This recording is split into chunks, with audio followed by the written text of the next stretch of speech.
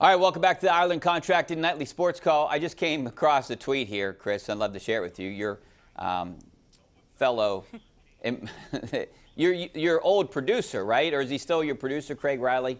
I just tweeted something. Oh, you're saying, well, wait a minute. I mean, he is a big shot. He's a bigwig who does Pirates pre and post on the fan. Well, I'm saying he's a Pirates pre and post guy. He's part of the PM team. I know, but he's still part of the PM team. He hasn't forgotten his roots. Okay.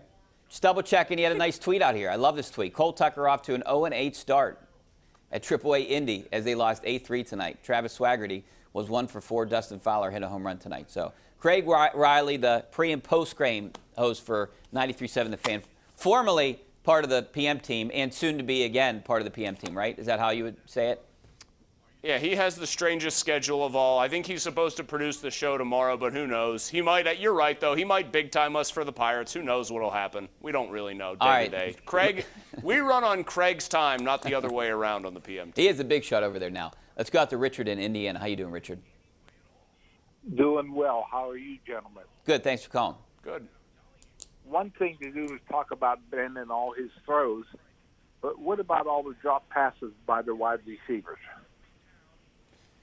Well, you definitely part of the problem. Yes. I wouldn't deny it.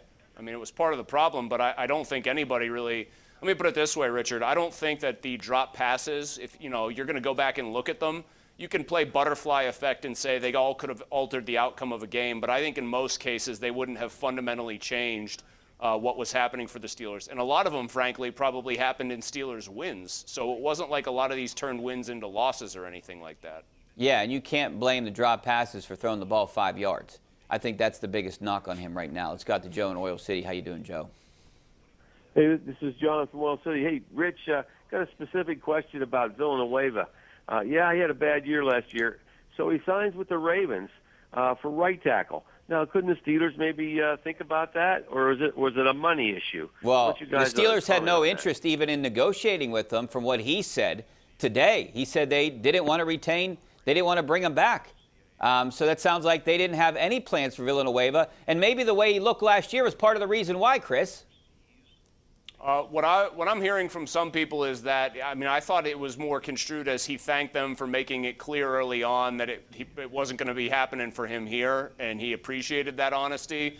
I heard it was more he wasn't going to play for the league minimum, veteran minimum, and that's all they really had available to offer him. So I don't know how acrimonious it was, so much as it was maybe just the business of football. And as far as switching a guy who was deficient at left tackle over to a new position, no thank you. Al Villanueva's only been playing offensive line for, 7 or 8 years? I don't want him playing right tackle for me.